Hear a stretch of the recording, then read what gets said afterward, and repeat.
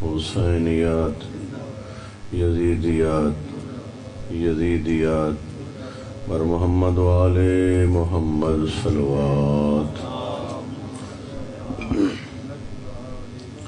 لا حول ولا قوة إلا بالله العلي العظيم۔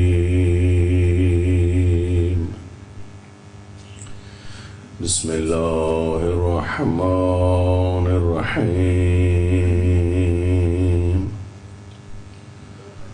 الحمد لله رب العالمين، والصلاة والسلام على سید الدارین جد الحسن والحسین،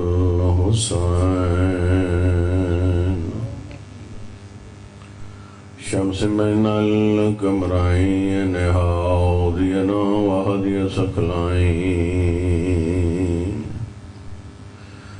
شفیع ذنوبنا وطبیب قلوبنا، ابی القاسم محمد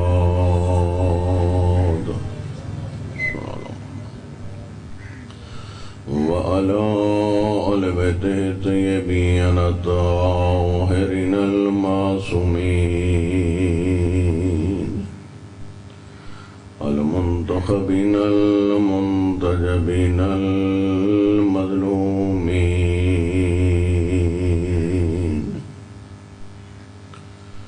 لا سیما علی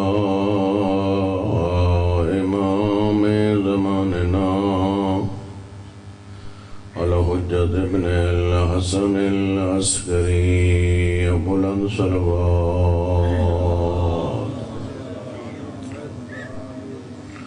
ورحمة الله على محبيهم، ولعنة الدائمة على أعدائهم أجمعين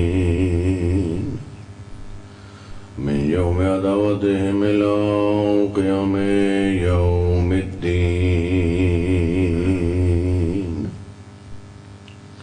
أما بعد، فقد قال الله تبارك وتعالى في كتابه المجيد، بسم الله الرحمن الرحيم،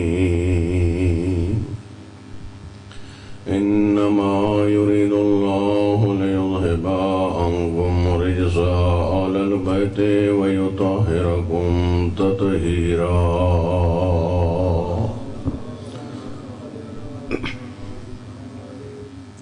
دوگوں خداوند متعالی کی تشریف آوری اپنی درگاہ میں قبول و مقبول فرمائے، دنیا میں معرفت کے ساتھ اہل بیت کی زیارت نصیب فرمائے، آخرت میں شفاعت نبی و آل نبی سے ہمکنار فرمائے، دعاؤں کی مقبولیت کے لیے بلند تر صلوات۔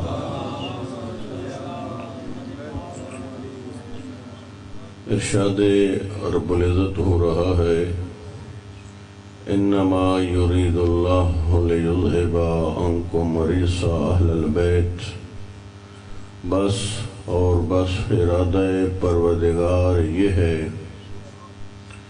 کہ خدا آپ سے رجس کو دور رکھے اے اہل بیت،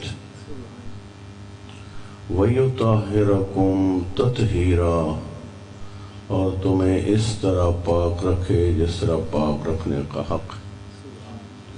یہ ظاہری آیہ مجیدہ کے معنی ہیں جو مختلف مکاتب کے مفسرین قرآن نے کیے، اگرچہ آپ کو معلوم ہے بطفائل مجالس حسین ابن علی، کیونکہ وہ آیات جو آیات ولایت کہلاتی ہیں اس کا تذکرہ منبر پہ بہت ہوتا ہے، اور تراجم بھی مختلف انداز سے پیش کیے جاتے ہیں۔ آگے چل کے میں کوشش کروں گا آپ کے سامنے ہمارے اہل تسنن بھائیوں نے ایک اور رنگ میں ترجمہ کیا اس آیت کا۔ جتنی بھی تراجم ملیں گے اہل تسنن بھائیوں کے وہ اور ہیں، اور مکتب تشیع والے جو اس آیت تفسیر کا ترجمہ کرتے ہیں وہ اور ہیں۔ تو جو ہے میری طرف آپ کی قبلہ اس میں آغاز ہو رہا ہے انما یرید اللہ، بس اور بس ارادہ پروردگار ہے۔ ارادہ پروردگار کیا ہے؟ انما یرید اللہ لیذھب عنکم رجسا اہل البیت، اللہ کا ارادہ یہ ہے کہ وہ تم سے اے اہل بیت رجس کو دور رکھے۔ سلسلہ گفتگو کو میں یہاں ہی روکنا چاہتا ہوں، تھوڑی سی آپ توجہ فرمائیں گے کہ آیہ تطہیر میں ارادہ کرنے والی ذات اللہ کی ذات ہے۔ کس کی ذات ہے جی؟ اللہ کی ذات ہے۔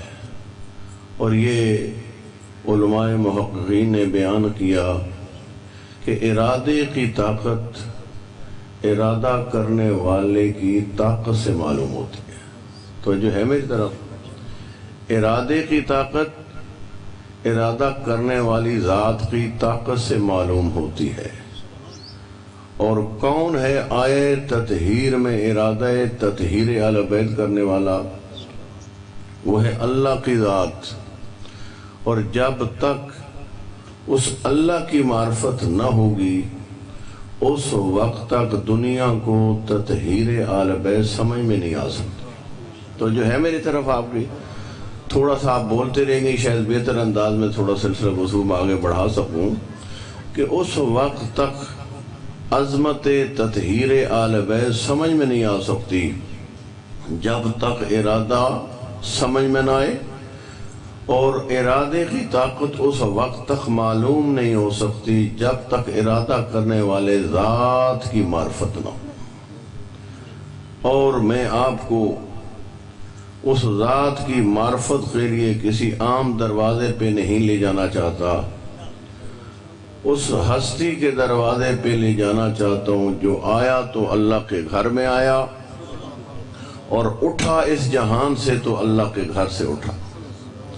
اللہ کے گھر میں آنے سے لے کر اللہ کے گھر سے جانے تک علی ولی کی زندگی کا کوئی ایک لمحہ حیات نہیں ملتا جو علی کی زندگی کا لمحہ حیات تو ہو لیکن اس میں خدا موجود نہ ہو۔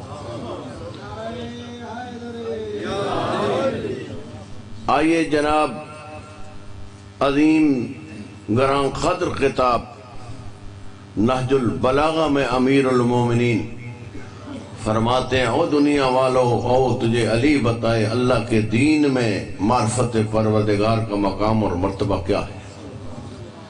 میرا آقا خطبہ توحیدیہ کے اندر ارشاد فرماتے ہیں، اول دین معرفتو وکمال معرفت ہی التصدیق بہ وکمال تصدیق بہ توحیدہ۔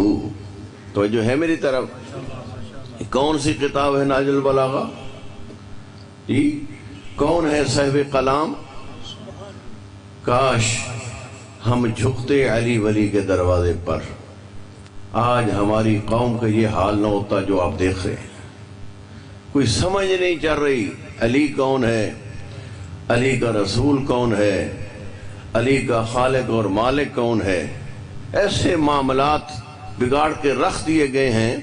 میں تو کہا کرتا ہوں، اے کاش کوئی اور جھکتا یا نہ جھکتا جو دعوی محبت، میری طرف ہے تو جو دعوی محبت علی رکھتا ہے اسے تو صدق دل سے دروازے علی پہ جھکنا چاہیے تھا۔ وہ جھکتا علی کے دروازے پر، علی اسے بتاتا اس کا خدا کون ہے۔ جھکتا وہ علی کے دروازے پر، علی مولا اسے بتاتا اس کا رسول کون ہے۔ حتیٰ میں کہتا ہوں جھکتا علی کے دروازے پر، خود علی بتاتا میں کون ہوں۔ ہم نے اپنے ذہنوں کی اختراع بنا لی عقیدہ توحید، ہم نے اپنے ذہنوں سے بنایا عقیدہ رسالت، اور میں بڑی ذمہ داری کے ساتھ کہہ رہا ہوں ہم نے اپنے ذہنوں کے مطابق بنا لیا عقیدہ ولایت۔ جس چیز کو مرضی ہے، چاہے کفر ہے چاہے شرک ہے، اس کے اوپر ہم نے نام ولایت رکھ دیا۔ تو ایسے نہیں ہوتا، فقط ٹائٹل لگانے سے چیزیں نہیں بنا کرتی۔ اندر کوئی اور چیز رکھی ہو اور اوپر اس کا نام اور دے دیں، یہ دھوکہ تو دیا جا سکتا ہے لیکن جوہر شناس ایسے دھوکوں میں نہیں آیا کرتے. جوہر شناس لوگ ایسے دھوکوں میں نہیں آتے. تو جو ہے میری طرف قبلہ، یہ کتاب نہج البلاغہ علی مرتضیٰ کی پوری زندگی گزری توحید کے پرچار میں. علی کی رزم تھی تو کیا توحید کا پرچار، علی کی بزم تھی کیا توحید کا پرچار، علی کی ہر خلوت تھی تو کیا توحید کا پرچار، علی کی جلوت تھی تو کیا توحید کا پرچار. ہر مقام پہ علی کے ساتھ ساتھ توحید کا پرچار چلتا جاتا ہے. آپ کو فضائل سنائے گئے امیر المومنین کے، لیکن اے کاش علی کے فضائل کے اندر جو پیغام تھے وہ بھی آپ تک پہنچتے تو علی کے فضائل سے بھی دل ہمارے منور ہوتے، وہ پیغام لینے میں بھی ہم کامیاب ہوتے. ہمیں سنائی گئی جنگ خیبر سنانی چاہیے، کیونکہ یہ اگر نہیں پیش کریں گے تو آپ کے لیے یہ مسلمہ حقیقت ہے. مکتب اہل تسنن کے نزدیک بھی فاتح خیبر علی ابن ابی طالب ہے، لیکن اس کا تذکرہ اگر چھوڑ دو گے ایک عرصے تک ممبروں پہ تو کل یہ مسلمہ حقیقت کی شکل نہیں اختیار کر سکے گا. دنیا بھول جائے گی. کرو تذکرے، لیکن اس انداز سے تذکرے کرو کہ جس دور میں رہ رہے ہو اس دور میں خیبر کو پیش کرو. تاریخ کیا تھی، تاریخ کے سینوں میں جملے کیا ہیں، واقعی عظیم عظمتیں ہیں. فضائل علی کا ٹھاٹھے مارتا ہوا سمندر ہے اور کوئی عام اعلان نہیں تھے. تاریخ طبری، آپ نے نام سنا ہوگا تاریخ طبری کا، اہل تسنن کا عالم ہے. پوری داستان خیبر اس نے لکھی ہے اور اس کے اندر وہ تحریر کرتا ہے. کئی دن گزر گئے لیکن مسلسل سپاہیان اسلام خاموشی سے پلٹ کے آتے رہے، حتیٰ اس نے نام بھی تحریر کیے. فرمایا ایک بزرگ صحابی کے ساتھ ایک ٹھیک ٹھاک لشکر لگایا گیا اور نبی مکرم اسلام نے خود علم تھمایا اور کہا جائیے جا کے تھوڑا سا آپ بھی جہاد اسلام میں حصہ ڈال دیجئے. تشریف لے گئے. تاریخ طبری والا کہتا ہے یجبنونہ ویجبنہم، جس کو سالار بنا کے بھیجا تھا وہ اپنی فوج کو یہودی پہلوانوں سے ڈراتا تھا. کوئی توجہ ہے میری طرف آپ کی؟ جی، جس کو لشکر سالار بنایا تھا وہ یہودی پہلوانوں سے اپنی فوج کو ڈراتا تھا اور فوج اپنے سپہ سالار کو ڈراتی تھی. لیکن جیسے امانت بڑی مہم بات ہے، یہ اہل بیت کا دروازہ ہے، یہاں بات ہمیشہ حق و حقیقت پر مشتمل ہونی چاہیے. جیسا کہ تاریخ طبری والے جو اہل تسنن کا مورخ اس نے جملہ لکھا، میں اسی طرح منوہن آپ کے اذان کے حوالے کرنا چاہتا ہوں. وہ کہتا ہے کہ پرچم لے کے گئے تھے اور وہاں معاجرہ یہ بنا کہ سپہ سالار اپنی فوج اپنے لشکر کو اور لشکر اپنے سپہ سالار کو ڈراتا تھا. پلٹ کے آئے اور آ کے نبی مکرم اسلام کے ہاتھوں میں علم تھمایا. جیسا لے کے گئے تھے ایسا صحیح اور سالم علم تھمایا. تو میں یہاں جملہ کہا کرتا ہوں گویا کہ فرما رہے تھے حضور یہ کام میرا نہیں، یہ کام کسی اور کا ہے. پھر تاریخ لکھتی ہے ایک بلند مرتبہ ہستی کو، بلند قامت ہستی کو سپہ سالار بنایا گیا اور ساتھ اس کے ساتھ لشکر لگایا گیا اور فرمایا آپ بھی جہاد اسلام میں حصہ ڈال لیجیے. تشریف لے گئے اور بالکل یہی لفظ تاریخ طبری والے نے لکھی کہ وہی منظر تقرار ہوا یجبنونہم ویجبنہم. توجہ ہے آپ کی میری طرف کہ سپہ سالار اپنی فوج کو ڈراتا تھا یہودی پہلوانوں سے اور فوج اپنے سپہ سالار کو ڈراتی تھی. مصلحت یہی دیکھی کہ چپ کر کے واپس چلے جائیں اور آ کے پرچم نبی مکرم اسلام کے ہاتھوں میں تھما دیا اور صحیح سالم پرچم جس طرح لے گئے تھے اسی طرح لے آئے. تاریخ طبری والا کہتا ہے یہی معاملہ چلتا رہا کئی دن تک، حتیٰ نبی مکرم اسلام نے دیکھا وجود اسلام اب خطرے میں. نبی مکرم اسلام نے یہ تصور فرمایا کہ اب وجود اسلام خطرے میں ہے تو اعلان فرمایا. یہ بھی تاریخ طبری کا جملہ پیش کر رہا ہوں. لَأُعْطِيَنَّ رَایَةَ غَدًا رَجُلًا قَرَارًا يُحِبُّ اللَّهَ وَرَسُولَهُ وَيُحِبُّهُ اللَّهُ وَرَسُولُهُ وَيَفْتَحُ اللَّهُ عَلَى يَدَيْهِ۔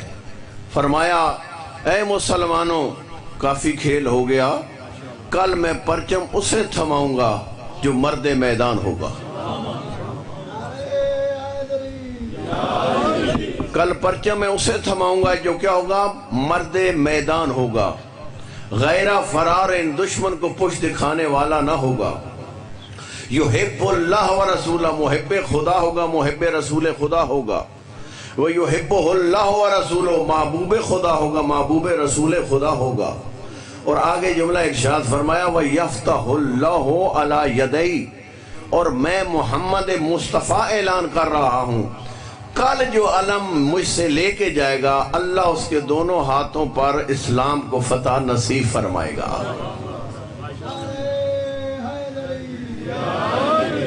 اسلام کو اللہ فتح نصیب فرمائے گا اس کے دونوں ہاتھوں پر۔ یہاں سے تاریخ طبری والے نے، تھوڑی سی توجہ میری طرف کریں گے، تاریخ طبری والے نے یہاں پہ روایت جناب 7 صحابی سے نقل کی ہے کہ 7 صحابی کہتا ہے ادھر سے نبی نے جس دن اعلان کیا کہ کل لَأُعْطِيَنَّ رَایَةَ غَدًا آنے والا، کل آنے والا جو ہے میں علم دوں گا جس کو، تو یہ جو اعلان کیا تھا اور کل آنا تھا، درمیان میں خیبر کے میدان میں ایک رات آئی۔ درمیان میں رات آئی ہے نہیں جناب؟ درمیان میں رات آئی۔ اس رات کے گزارنے کا انداز سعد نامی صحابی بیان کرتا ہے، میں بھی بزم اصحاب میں تھا، میں کبھی دائیں دیکھتا تھا کبھی بائیں دیکھتا تھا، مجھے کوئی بھی صحابی سوتا ہوا نظر نہیں آیا۔ اس رات کو مجھے کوئی بھی صحابی سوتا ہوا نظر نہیں آیا۔ ہر صحابی کروٹ بدل بدل کے کبھی دائیں کروٹ بدل رہا ہے کبھی بائیں کروٹ بدل رہا ہے، گویا کہ ہر صحابی کی حسرت یہ تھی شاید میں ہی خوش نصیب ہوں وہ جس کے بارے میں نبی نے اعلان کیے علم میرے ہاتھوں میں کل آ جائے۔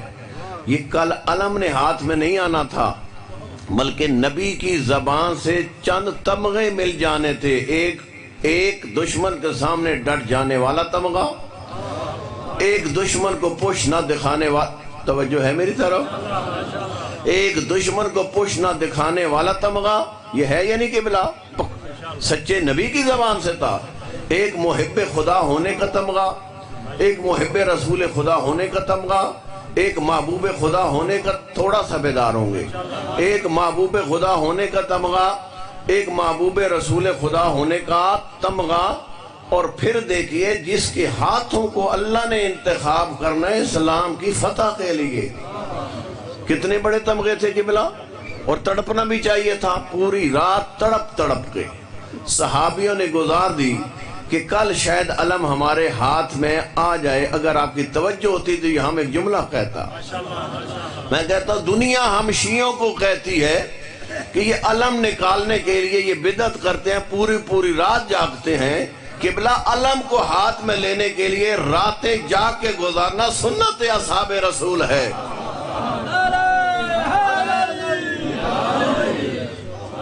اگر یہ بدعت ہوتی تو ساتھ خیر ہے، پوری رات تڑپ تڑپ کے صحابیوں نے کیوں گزار دی؟ یہاں سے تاریخ کے سینوں میں جملے ملتے ہیں، اور اگلا جملہ بھی پورے کے پورے جملے میں جو کہہ رہا ہوں تاریخ طبری سے کہہ رہا ہوں۔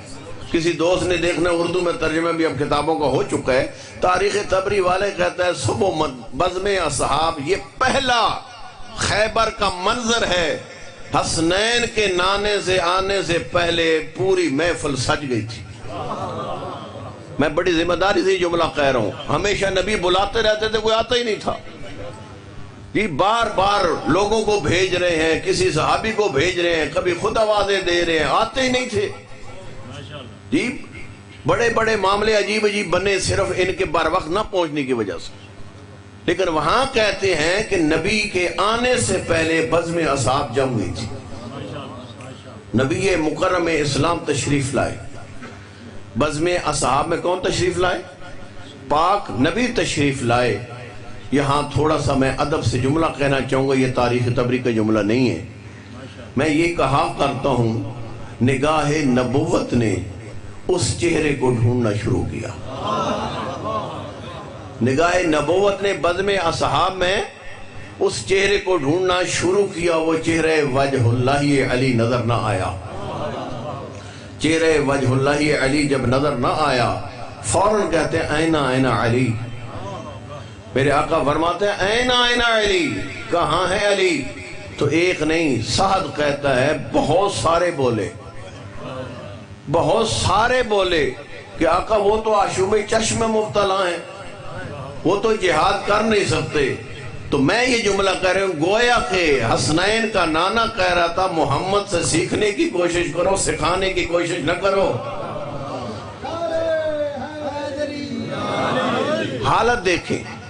اور یہاں ایک بزرگ شیعہ عالم نے جملہ فرمایا کہ یہ صحابی رات کو تڑپ تڑپ کے گزارتے رہے اور اس امید سے آ کے بزم اصحاب کو سجایا کہ شاید مجھے اللہ مل جائے.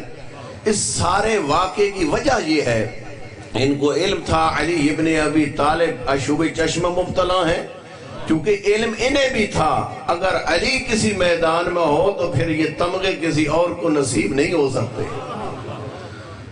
چونکہ عشوب چشم مبتلا تھے لہذا بہت سارے امیدوار پیدا ہو گئے. نبی مکرم اسلام نے فرمایا جو علی کو بلا کے لو. یہ وہ پہلا مقام ہے، ان نقطوں پہ غور کیا کرو، یہ پہلا مقام ہے جہاں پہ علی پہلے نہیں آئے. کیا مسلط تھی جی؟ یہ مسلط نبی بھی جانتے تھے، یہ مسلط علی بھی جانتے تھے کہ آج پہلے جانے میں مسلط نہیں، آج دیر سے بز میں جانے کی مسلط ہے. جی نبی نے فرمایا بلاؤ علی کو. حکم نبی سن کر فوراً مولا علی تشریف لائے اور اپنے پاس بٹھا کر صحابی ہے، کتاب تاریخ طبری ہے، وہ یہ کہتے ہیں نبی مکرم اسلام نے اپنا لاب دہن اپنی انگوش پہ لگایا اور علی ابن ابی طالب کی آنکھوں پہ لگایا. لاب دہن مصطفیٰ نے، تھوڑی سی توجہ ہے آپ کی میری طرف، لاب دہن مصطفیٰ نے علی ابن ابی طالب کی آنکھوں پہ لگایا. گویا کوئی آشوب چشم نامی بیماری تھی نہیں، شفا مل گئی. اگر آپ متوجہ ہوتے تو یہاں پھر میں ایک جملہ کہتا، میں کہتا ہوں مسلمانوں تم یہ کہتے ہو یہ محمد ہم جیسا ہے، جس کے لاب دہن کی یہ تاثیر ہے جب علی کی آنکھوں پہ آتی ہے شفا مل جاتی ہے. جس نبی کا لاب دہن ہم جیسا نہیں وہ مصطفیٰ ہم جیسا کیسے ہو سکتا ہے؟ عجیب تاریخ کے سینوں میں جملے ہیں. خود اپنے بھائی علی کو سوال کیا اور کہا علی تجھے معلوم ہے کہ اسلام کے ساتھ کیا کھیل کھیلا گیا ہے؟ کہا آقا حکم تو فرماتے. نوکر حاضر ہے. علی ابن ابی طالب اپنی سواری پہ سوار ہوئے اور رخ کیا میدان کی طرف. اور تاریخ کے سینوں میں یہ جملے موجود ہیں. تاریخ طبری میں یہ جملہ آپ بزرگ علماء سے بھی کئی دفعہ سن چکے ہیں. میں نے ایک مقصد کے تحت اس واقعے کو چھیڑا ہے. تاریخ کہتی ہے ادھر سے مرب نے حسب دستور ایک گرج سے آواز نکالی اور کہا یا فتح، اے جوان ذرا ہوش سے آگے بڑھ. انا الذی سمتنی امی مرحبا، میں وہ ہوں جس کا نام ماں نے مرحب رکھا ہے. ادھر کہتے ہیں لہجے حیدری میں جلال آیا اور میرے آقا نے ارشاد فرمایا سمتنی امی حیدرہ، ذرا ہوش سے آ، تیرے سامنے اب وہ آیا جس کا نام ماں نے حیدر رکھا ہے. آج تیرے سامنے وہ ہے جس کا نام ماں نے حیدر رکھا ہے. اور سن لیجئے آل بیت عصمت و طہارت کی جہاد کی تاریخ، کوئی ایسا میدان نہیں ہے جس میں پہلی ضربت علی نے ماری ہو. ہمیشہ اپنے قاتل کو بھی علی ابن ابی طالب کہتا ہے اپنی حسرت مٹا. کیسا کریم امام. اور اگلا جملہ بھی پیش کروں. یہ ابھی چند دن محرم کی میں تیاری کر رہا تھا، ایک روایت دیکھ رہا تھا. علی کے کرم کی، علی کے کرم کی۔ کیسا کریم امام تھا؟ ایک جنگ میں میرے آقا کے مقابل میں جنگ بدو ہو رہے ہیں، سامنے آمنے سامنے جنگ جاری ہے، جنگ جاری ہے، اتنے میں سامنے والا شخص کہتا ہے اے علی اپنی تلوار مجھے دے دے۔ جنگ جاری ہے اور جنگ کے دوران مد مقابل کہتا ہے اے علی مجھے تلوار دے دے۔ علی نے سوچے نہیں، تلوار اس کے ہاتھ میں دے دی۔ کہتے ہیں آقا میں حیران ہوں، میدان کارزاں گھر میں تلواروں پہ تلواریں لگ رہی ہیں، میں نے سوال کیا ہے تلوار کا، تو نے فوراً مجھے تلوار دے دی۔ فرمایا میں کریم ہوں، اور کریم انسان کو شرم آتی ہے اگر کوئی سوال کرے اس کے سوال کا جواب نہ دے، اس لیے میں نے تلوار دے دی ہے، ورنہ انداز جنگ سے علی سے بڑھ کر کون آشنا ہے۔ یہ ہے کریم امام۔ اور مرحب کو میرے آقا نے فرمایا مرحب کر وار، پہلے دعوت دی، پہلے تو وار کر۔ مرحب نے وار کیا، میرے آقا نے اس کے وار کو نکارا کیا۔ تاریخ کہتی ہے حیدری جلال میں آ کر ذوالفقار کو علی ابن ابی طالب نے فضا میں لہرایا، اور فضا میں لہرا کر دشمن خدا کے سر پر ایک ایسی کاری ضرب لگائی، مرب کو دو حصوں میں تقسیم کیا۔ ایک روایت کے مطابق یہ وہ منظر تھا کوئی ایسی معرفت توحید میں ڈوب کر علی نے دشمن خدا پہ سر پر ضربت لگائی تھی کہ جبرائیل گنگاتا ہوا کہتا تھا لا فتح الا علی، لا سیفہ الا ذوالفقار۔ اگر کوئی جوان ہے اس کائنات میں تو وہ حیدر قرار ہے، اگر کوئی تلوار ہے کائنات میں تو وہ ذوالفقار ہے۔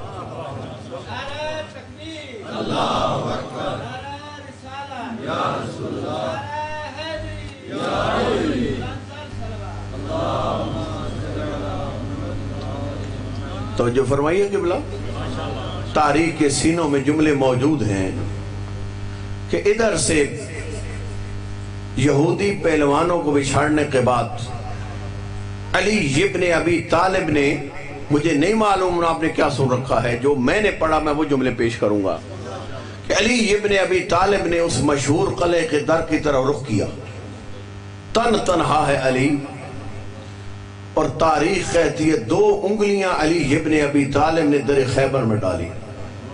اور سن لیجئے علماء آخری سے آپ نے کیا سنا، تاریخ تبری والا کہتا ہے اتنا بڑا دروازہ تھا اس قلعے کا، 40 یہودی اسے کھولا کرتے تھے اور 40 یہودی اسے بند کیا کرتے تھے۔ میرے آقا علی نے 2 انگلیوں سے قلعہ خیبر کو کھیڑا، قلعہ خیبر کو کھیڑ کر جو خندق انہوں نے کھودی ہوئی تھی اس کے اوپر اسے دروازے کو رکھا۔ یہ تھوڑا سا میرے ساتھ چلیں گے، اسی دروازے کو خندق کے اوپر رکھ کر گویا کہ علی یہ فرمانا چاہ رہے تھے مسلمانوں، علی نے اپنا کام کر دیا، آؤ گزر کے تم اپنا کام کر لو۔ جن کا کام تھا مال غنیمت جمع کرنا، یہ علی نے اپنا کام کر دیا، دشمن خدا کے سر قلم کرنا یہ علی یا اولاد علی کا کام تھا۔ میرے آقا نے فرمایا میں نے اپنا کام کر دیا ہے اور راستہ بھی میں نے بنا دیا ہے، تمہارے اندر تو ہمت نہیں اس خندق سے بھی پار ہو۔ در خیبر کو رکھ کے فرما دیا اپنے عمل کے ذریعے، گویا کہ علی مولا نے میں نے اپنا کام کر دیا تم اپنا کام کرو۔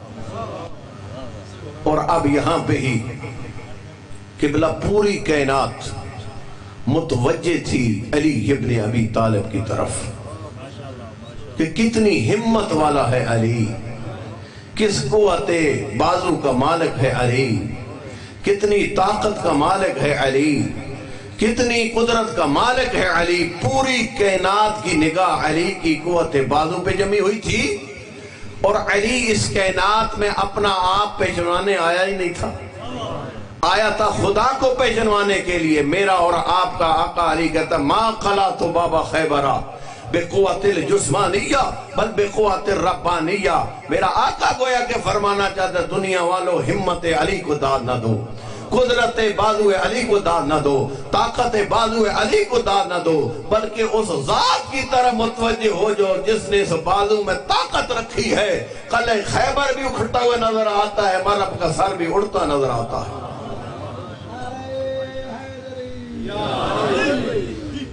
یہ ہے نفس علی، اور یہی فرق ہے نفس دنیا میں اور نفس علی میں۔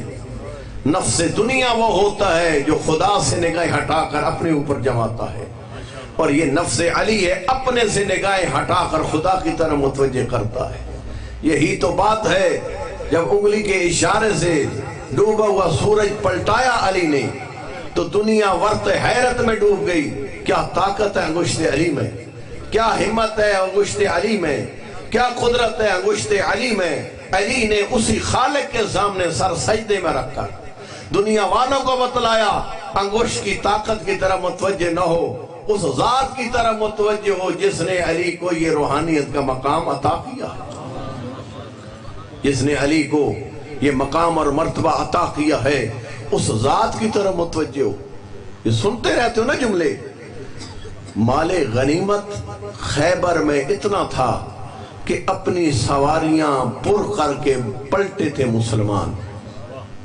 یہ سنیے جملے اگلے آپ نے تاریخ کے۔ بہت بڑا مال غنیمت حصے میں آیا، تو آپ مجھے یہ بتائیں زیادہ نہ صحیح، زیادہ نہ صحیح، عام مسلمان کے حصے جتنا علی کے حصے میں بھی مال غنیمت آیا ہوگا یا نہیں؟ پریشان ہو گئے آپ؟ یقیناً آیا ہے، لیکن میرے سامنے تاریخ ہے۔ علی مرتضیٰ، علی مرتضیٰ جب مدینہ سے نکلے تھے تو بطول کے گھر سے ایک ذوالفقار لے کے نکلے تھے، اور جب پلٹے علی، تاریخ کہتی ہے وہی فقط ذوالفقار علی کے ہاتھ میں تھی۔ اللہ اکبر، وہی ذوالفقار علی کے ہاتھ میں ہے۔ کوئی بیت المال کی چیز، کوئی مال غنیمت کی چیز علی کے ہاتھ میں نہیں تھی۔ کہاں گیا مال؟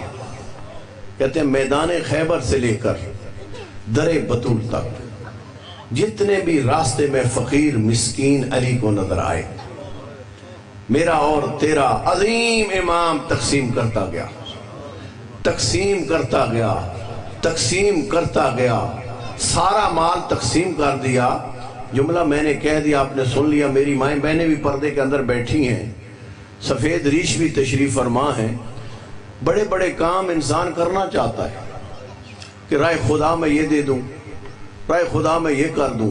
بہت سارے مرحلے میں مستورات آڑے آتی ہیں اور کہتی ہیں بچوں کا کیا ہوگا، جی بچیوں کا کیا بنے گا، گھر کا کیا حال ہوگا۔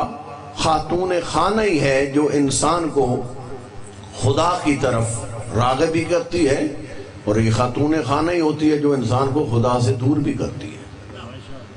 علی ابن ابی طالب کوئی شک نہیں ہے نفس مطمئنہ تھے، اس میں کوئی شک نہیں۔ اس نفس مطمئنہ نے دل کھول کر جو مال ہاتھ میں آیا تھا رائے خدا میں دیا، بطول کے گھر تک جو کوئی تھا تقسیم کر دیا۔ لیکن میں ایک جملہ ہمیشہ کہا کرتا ہوں کہ علی اتنے اطمینان سے مال غنیمت کو تقسیم کر رہا تھا اور سکون کے ساتھ بطول کے گھر داخل ہوا، کیونکہ علی کو یہ علم تھا اگر میں نفس مطمئنہ کا مالک ہوں تو میرے گھر میں بیٹھنے والے بھی عام نہیں، وہ بھی نفس مطمئنہ کی ماذ بطول ہے۔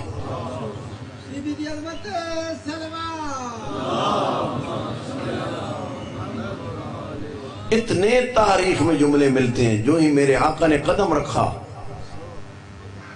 اور سیدہ بطول نے ذوالفقار دیکھی اور یہ سوال کیا، آقا سنا ہے اس جنگ میں بڑا مال غنیمت مسلمانوں کو ملا، تو میرے آقا نے کہا ہاں بطول، بے شک آپ نے صحیح سنا کہ مسلمانوں کو مال غنیمت اس جنگ میں بہت ملا اور مجھے بھی ملا، لیکن میرے اور دوسرے مسلمانوں میں فرق ہے۔ انہوں نے جو کچھ لایا سارا اپنے گھر لایا، اور میں وہ علی ہوں جو کچھ مجھے ملا تیرے گھر کے دروازے تک میں نے رائے خدا میں تقسیم کر دیا۔ یہ جملہ کہا تو سیدہ بطول نے تبسم فرمایا، تبسم فرما کے فرمایا اللہ کے نیک بندوں کو یہی کام کرنا چاہیے۔ جی اللہ کے نیک بندوں کو یہی کام کرنا چاہیے۔ اے علی تجھے اللہ نے یہ مقام اور مرتبہ دیا ہے تو اللہ کی مخلوق میں ناہدار اور مفلسوں کا سہارا ہے، ناہداروں کا سہارا، مفلسوں کا سہارا۔ واقعاً سیدہ بطول اپنے مقام پہ بھی وہ عظیم بی بی تھی جسے جملہ کہتے ہوئے انسان کو سکون آتا ہے۔ علی جیسی عظیم ہستی کی شریک حیات بطول جیسی ذات ہی ہونی چاہیے تھی، ایسی ہستی ہی شریک حیات ہونی چاہیے تھی۔ اور خدا سے علی نے بھی لو لگانے کی حد کر دی اور سیدہ بطول نے بھی خدا سے لو لگانے کی حد کر دی۔ ابو دردہ صحابی ہے رسول کا بھی اور صحابی امیر المومنین کا بھی، کہتا ہے میں نے مدینہ کے باہر دیکھا میرا آقا علی خدا سے مناجات کر رہا ہے، مناجات کرتے کرتے علی کے پورے وجود میں کپ کپی کی کیفیت تاری ہوئی اور مار گزیدہ شخص کی طرح مناجات کرتے کرتے تڑپتے تڑپے علی گرے۔ اور میں نے محسوس، ابو دردہ کہتا ہے میں نے یہ محسوس کیا مولا علی کے وجود سے حرکت ختم ہو گئی۔ میں بھاگتا ہوا در بطول پہ آیا، دقل باب دیا، آقا زادی اندر سے آئی، پوچھا کون؟ کہا آپ کے بابا کا صحابی ابو دردہ ہوں۔ کہا کیا بات ہے؟ کہتا ہے آقا زادی علی دنیا سے اٹھ گئے، علی دنیا سے اٹھ گئے۔ میں جملہ کہا کرتا ہوں علی شناس زہرا، علی شناس زہرا، اندر سے کہتی ہیں اے میرے بابا کے صحابی ذرا یہ بتا علی کو تو نے کس حالت میں دیکھا؟ کہہ جو رہے علی دنیا سے اٹھ گیا، علی کو تو نے کس حالت میں دیکھا؟ کہتے ہیں آقا زادی خدا سے مناجات کرتے ہوئے میں نے دیکھا تڑپنا شروع کیا علی نے، تڑپ تڑپ کے مار گزیدہ شخص کی طرح علی گرے۔ میں یہ محسوس کیا کہ علی کے وجود سے حرکت ختم ہو گئی۔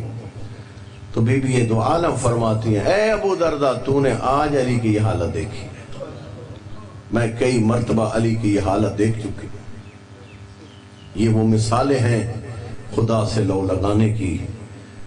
اور بزرگ عالم قم کے اندر فرما رہے تھے زہرا کو زہرا کب کہا گیا، زہرا کو زہرا کب کہا گیا؟ فرماتے ہیں ایک دفعہ مدینے کے لوگ امیر المومنین کے پاس آئے اور آ کے کہتے ہیں آقا آج عجیب نصف شب ماجرا تھا مدینے کا، فوراً اندھیرا چھٹا، ختم ہو گیا اندھیرا اور دن کی طرح اجالا روشنی چھا گئی، ہم نے یہ سمجھا کو قیامت کا سما ہے، یہ کیا ہوا؟ تو میں کہا کرتا ہوں بعید نہیں، امیر المومنین نے یہ ارشاد فرمایا او مدینے والو نہیں پہچانا تو تم نے زہرا کو نہیں پہچانا، نہیں پہچانا تو تم نے زہرا کو نہیں پہچانا۔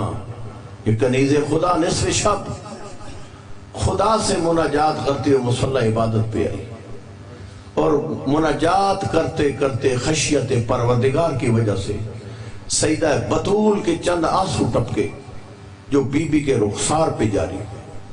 خدا وند مطال نے رخسار بطول سے ایک نور خلق دیا جو آسمان سے ٹکرایا، جس سے پورا مدینہ منور ہو گیا، جس سے پورا مدینہ منور ہو گیا۔ بڑی عظمتوں والی تھی بطول، بڑے مقام اور رتبے والی تھی بطول۔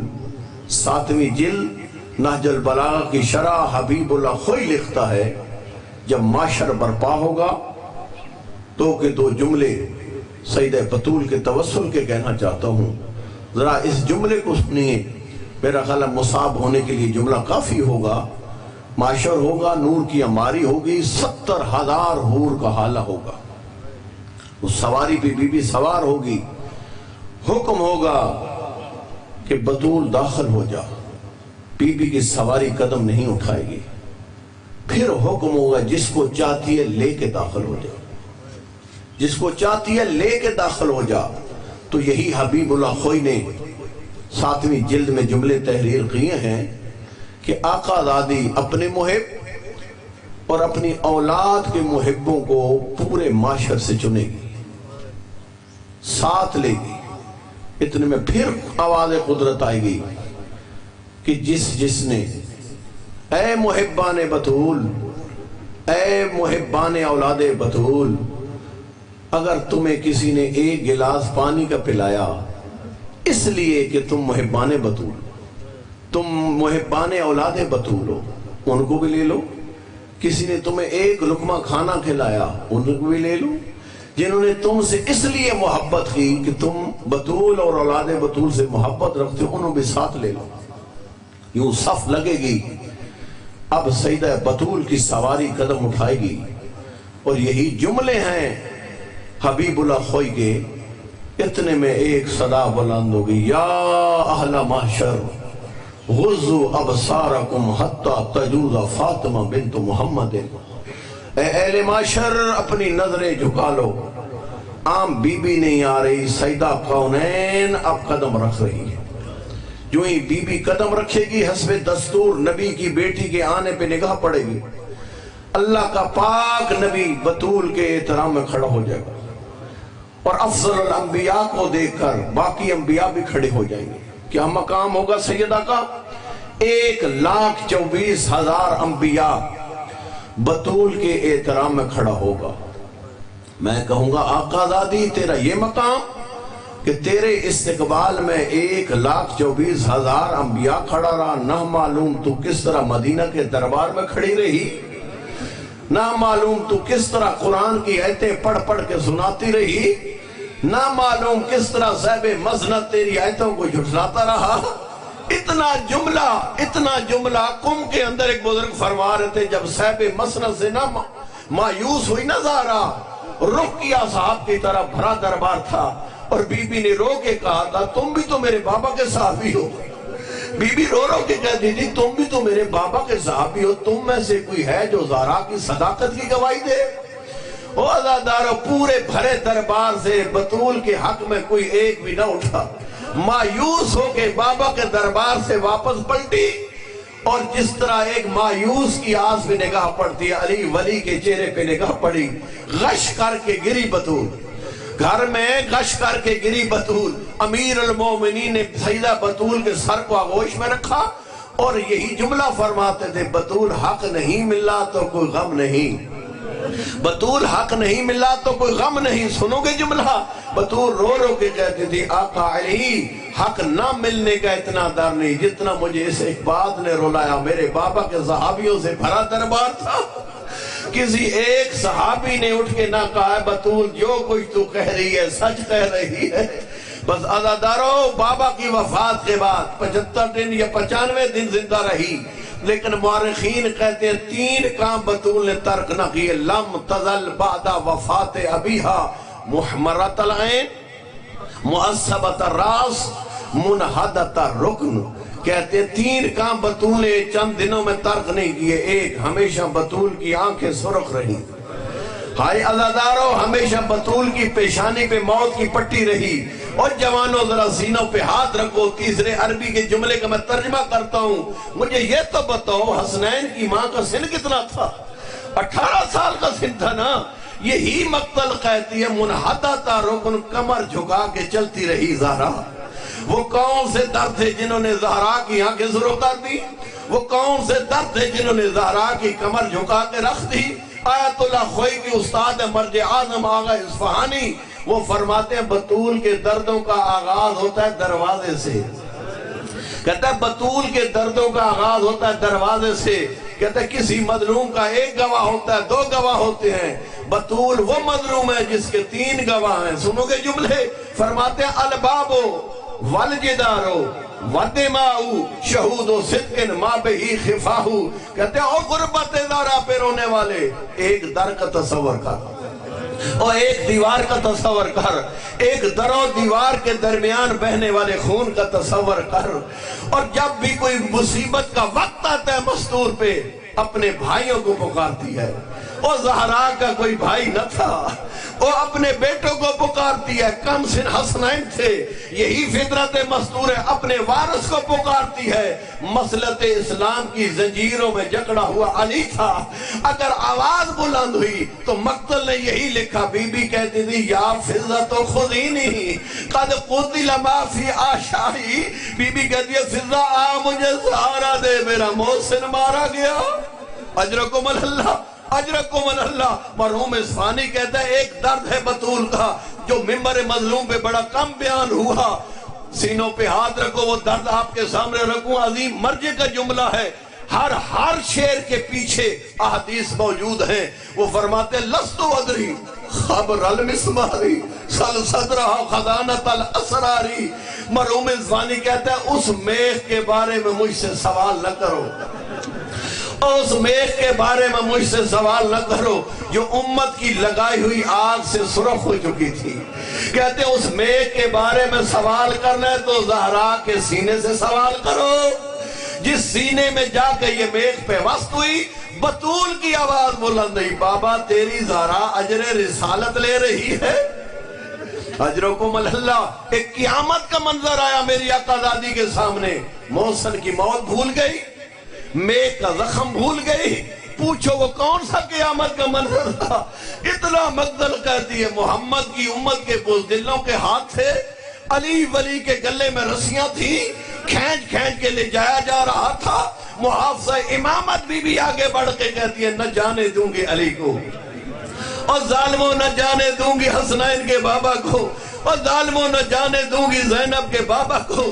لیکن مرحوم کمپانی کہتا ہے یا ظلم کی انتہا ہو گئی، ادھر سے بی بی کہتی تھی چھوڑ دو علی کو، اور ادھر سے ایک نامحرم آگے بڑھا اور کیا ظلم کیا، کہتا ہے قد جاوز الحد بلطم الخد قد شلت ید الطغیان و تعدی۔ اس لعین بطول کے رخسار پہ ایک تماچا مارا، میری آقا زادی بے بس ہو کے زمین مدینہ پہ گری، رو رو کے کہتی تھی بابا تیری زہرا اجر رسالت لے رہی ہے، کیا چھوڑ دی حمایت علی؟ نہیں نہیں، پھر فوراً اٹھی، اٹھ کے مضبوطی سے دامن علی کو پکڑا اور کہتی تھی ہٹ جاؤ پیچھے، چھوڑ دو مظلوم علی کو۔ لیکن عزادارو ایک لعین کہتا ہے کنفن کیا دیکھ رہا ہے، جلدی سے زہرا کے ہاتھ کو دامن علی سے چھڑا۔ اس لعین نے اس کے حکم کو سن کر تلوار کا دستہ اٹھایا، بطول کی طرف بڑھا۔ مرحوم کمپانی کہتا ہے قد وقد النعل السیف علی جنبیہا۔ اس لعین نے بطول کو لاوارث سمجھ کر اور بطول کو بے وارث سمجھ کر اس لعین نے تلوار کے دستے بطول پہ پہلو پہ مارنے شروع کیے۔ بی بی کی پہلو کی ہڈیاں ٹوٹی اور گری بے بس ہو کے۔ بی بی کہتی تھی بابا تیری زہرا اجر رسالت لے رہی ہے۔ اتنا مقتل کا جملہ ہے۔ جب محمد کی امت سے مایوس ہوئی نا، میری آقا زادی نے رخ کیا آسمان کی طرف، رخ کر کے کہتی تھی خلو خلو ابن امی او انشرن راسی۔ بی بی کہتی ہے اللہ ہی نہ چھوڑ دو مظلوم علی کو۔ بی بی کہتی ہے وگرنہ آج زہرا سر کے بال کھول دے گی۔ سلمان فارسی کہتا ہے مجھے مولا امیر نے فرمایا سلمان بھاگ کے جا کے زہرا کو کہہ بد دعا نہ کرنا، مدینہ تباہ ہو جائے گا۔ اور سلمان کہتا ہے یہ میں نے منظر خود دیکھا، بی بی نے ابھی سر کے بال کھولے نہ تھے، لیکن زہرا کے احترام میں مسجد نبوی کی دیواروں نے بلند ہونا شروع کیا، مسجد نبوی کی دیواروں نے بلند ہونا شروع کیا۔ اگر اجازت دے دے جملہ کہوں میں کہوں گا آقا زادی آپ وقت کے امام کو چھڑانا چاہتی ہیں اور آپ کی کسی نے نہ سنی، آپ نے فقط ایک بات کی تھی میں سر کے بال کھول دوں گی، آپ نے سر کے بال کھولے نہ تھے، تیرے احترام میں مسجد نبوی کی دیواریں بلند ہوئی۔ ہائے کتنی بہشتی کوفہ و شام کی دیواریں، ثانیہ زہرا کے سر پہ چادر نہ تھی، بی بی کہتی تھی مجھے چادر دو تو میری ماں کا جنازہ رات کی تاریکیوں میں اٹھا۔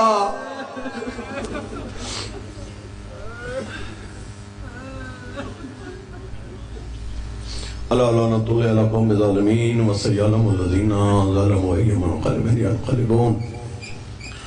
میرے اللہ ماؤں کو کردار زہرا عطا فرما، بیٹیوں کو کردار سکینہ عطا فرما، بہنوں کو کردار زینب کبریٰ عطا فرما، بھائیوں کو کردار عباس عطا فرما، دوستوں کو کردار حبیب ابن مظہر عطا فرما، ہم سب کے گناہ کبیرہ صغیرہ معاف فرما، ہمارے مرحومین کے گناہ کبیرہ صغیرہ معاف فرما، 12ویں آقا کے ظہور میں تاجیل فرما، آقا کے قدموں میں جام شاد نوش کرنے کی توفیق عطا فرما، میرے اللہ بیماروں کو شفا عاجلہ و کاملہ عطا فرما، سیرت اہل بیت کو سمجھنے اور اس پہ عمل پیرا ہونے کی توفیق عطا فرما۔